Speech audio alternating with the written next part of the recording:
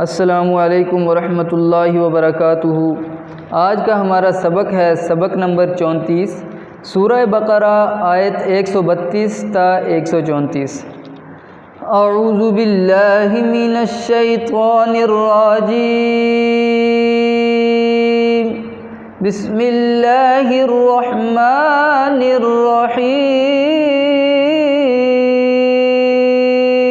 ام کنتم شہداء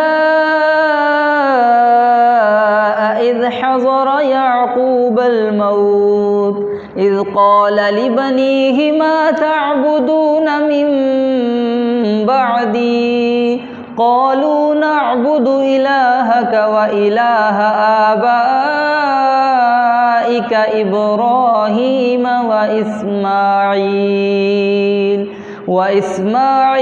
وإسحاق إلہا واحدا ونحن له مسلمون۔ کیا یعقوب کے انتقال کے وقت تم موجود تھے جب انہوں نے اپنی اولاد کو کہا کہ میرے بعد تم کس کی عبادت کرو گے؟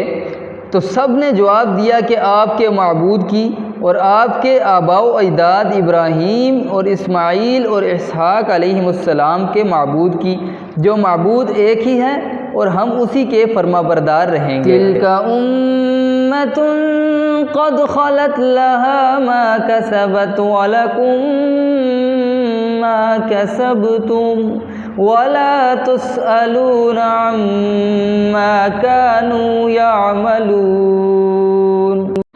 یہ جماعت تو گزر چکی، جو انہوں نے کیا وہ ان کے لیے ہے اور جو تم کرو گے تمہارے لیے ہے، ان کے اعمال کے بارے میں تم نہیں پوچھے جاؤ گے۔ خلاصہ تفسیر ان آیتوں کا یہ ہے کہ کیا تم لوگ کسی معتبر صحیح نقل سے دعویٰ مذکورہ کرتے ہو، یا تم خود اس وقت موجود تھے جس وقت یعقوب علیہ السلام کا آخری وقت آیا، اور جس وقت انہوں نے اپنے بیٹوں سے تجدید معاہدہ کے لیے پوچھا کہ تم لوگ میرے مرنے کے بعد کس چیز کی پرستش کرو گے؟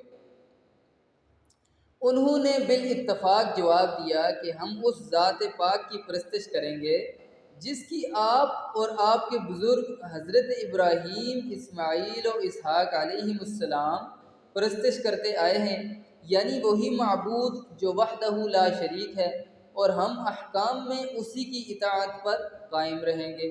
یہ ان بزرگوں کی ایک جماعت تھی جو اپنے زمانے میں گزر چکی، ان کے کام کا کیا ہوا ان کے کام آئے گا، اور تمہارا کام تمہارے کام آئے گا، اور تم سے ان کے کیے ہوئے کی پوچھ بھی نہ ہوگی، اور خالی تذکرہ بھی نہ ہوگا۔ رہا اس سے تم کو نفع پہنچنا تو یہ تو بڑے دور کی بات ہے۔ معارف و مسائل۔ سابقہ آیات میں ملت ابراہیم علیہ السلام اور اسلام کی حقیقت کا بیان تھا۔ اب آیات مذکورہ میں ایک اور اصولی بات قابل نظر ہے کہ ملت ابراہیم علیہ السلام کے لیے یا اسلام یہ پوری قوم بلکہ ساری دنیا کے لیے ہدایت نامہ ہے۔ پھر اس میں اولاد ابراہیم و یعقوب علیہ السلام کی کیا خصوصیت ہے کہ آیات مذکورہ میں ان کو خاص خطاب فرمایا گیا، اور اللہ تعالی شانہ کے ان دونوں برگزیدہ پیغمبروں نے اپنی اولاد کو بطور وصیت خاص اس کی ہدایت فرمائی۔ اس سے ایک تو یہ معلوم ہوا کہ اولاد کی محبت اور ان کی بھلائی کی فکر مقام رسالت و نبوت کے بلکہ مقام خلت کے بھی منافی نہیں۔ اللہ تعالیٰ کا وہ خلیل جو ایک وقت اپنے رب کا اشارہ پا کر اپنے چہیتے بیٹے کو ذبح کرنے کے لیے کمر بستہ نظر آتا ہے، وہی دوسرے وقت اپنی اولاد کی دینی اور دنیوی آسائش اور بھلائی کے لیے اپنے رب سے دعائیں بھی کرتا ہے۔ دنیا سے رخصت ہونے کے وقت اپنی اولاد کو وہ چیز دے کر جانا چاہتا ہے جو اس کی نظر میں سب سے بڑی نعمت ہے، یعنی اسلام۔ آیت مذکورہ وَوَصَّى بِهَا إِبْرَاهِيمُ بَنِيهِ وَيَعْقُوب کا یہی مطلب ہے، اور آیت اِذْ حَضَرَ يَعْقُوبَ الْمَوْتُ اِذْ قَالَ لِبَنِيهِ مَا تَعْبُدُونَ مِن بَعْدِي کا یہی حاصل ہے۔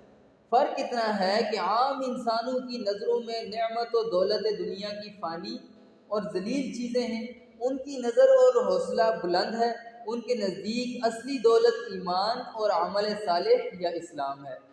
جس طرح عام انسان اپنی موت کے وقت یہ چاہتے ہیں کہ جو بڑی سے بڑی دولت ان کے پاس ہے وہ اولاد کو دے جائیں، ایک سرمایہ دار تاجر کی آج کل یہ خواہش ہوتی ہے کہ وہ میری اولاد ملوں اور فیکٹریوں کی مالک ہو، ان کو امپورٹ اور ایکسپورٹ کے بڑے بڑے لائسنس ملیں، لاکھوں اور کروڑوں کا بینک بیلنس ہو۔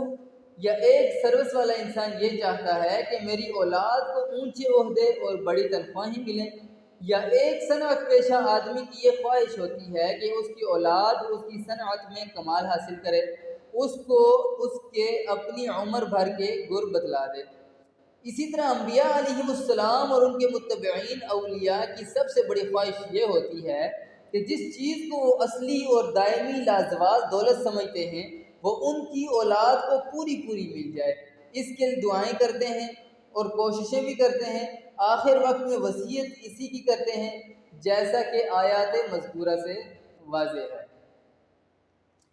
آباء و اجداد کے اعمال کی جزا سزا اولاد پر نہیں ہوگی۔ یہ بہت سمجھنے کی بات ہے، اس کو بہت توجہ سے آپ لوگ سنیں۔ لہا ما کسبت، اس آیت سے معلوم ہوا کہ باپ دادا کے نیک اعمال اولاد کے لیے کافی نہیں ہوں گے جب تک وہ خود اپنے اعمال کو درست نہ کریں۔ اسی طرح باپ دادا کے برے اعمال کا عذاب بھی اولاد پر نہ پڑے گا جب کہ یہ اعمال صالحہ کے پابند ہوں۔ اس سے یہ بھی ثابت ہوا کہ مشرکین کی اولاد جو بلوغ سے پہلے مر جائے ان کو اپنے ماں باپ کے کفر و شرک کی وجہ سے عذاب نہیں ہوگا، اور اس سے یہود کے اس عقیدے کی بھی تردید ہو گئی کہ ہم جو چاہیں عمل کرتے رہیں، ہماری مغفرت تو ہمارے آباء و اجداد کے اعمال سے ہو جائے گی۔ اسی طرح آج کل کے بعض سید خاندان کے لوگ اس خیال میں رہتے ہیں کہ ہم اولاد رسول ہیں صلی اللہ علیہ وسلم، ہم جو چاہیں گناہ کرتے رہیں ہماری مغفرت ہی ہوگی۔ قرآن کریم نے اس مضمون کو بار بار مختلف عنوانات سے بیان فرمایا ہے، وَلَا تَكْسِبُ كُلُّ نَفْسٍ إِلَّا عَلَيْهَا وَلَا تَزِرُ وَازِرَةٌ وِزْرَ أُخْرَى وغیرہ۔ اور رسول اللہ صلی اللہ علیہ وسلم نے فرمایا، اے بنی ہاشم، ایسا نہ ہو کہ قیامت کے روز اور لوگ جو اپنے اپنے اعمال صالحہ لے کر آئیں اور تم اعمال صالحہ سے غفلت برتو اور صرف میرے نسب کا بھروسہ لے کر آؤ، اور میں اس روز تم سے یہ کہوں کہ میں تمہیں اللہ کے عذاب سے نہیں بچا سکتا۔ اور دوسری حدیث میں ارشاد ہے، من بطأ به عملہ لم یسرع به نسبہ، یعنی جس شخص کو اس کے عمل نے پیچھے ڈالا اس کو اس کا نسب آگے نہیں۔ صبح کے وقت جو ویڈیو اپلوڈ ہوتی ہے وہ صرف تلاوت قرآن مجید کی 5 منٹ کی ویڈیو ہوتی ہے، اس کو لازمی سنا کریں۔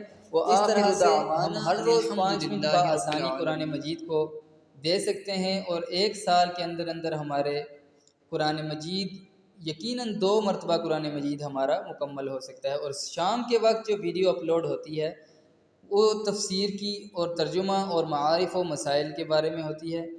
تو چینل کو لازمی سبسکرائب کریں اور بیل آئیکن کو پریس کریں تاکہ دونوں اسباق کا نوٹیفیکیشن آپ کو بر وقت مل سکے۔ جزاک اللہ خیرہ۔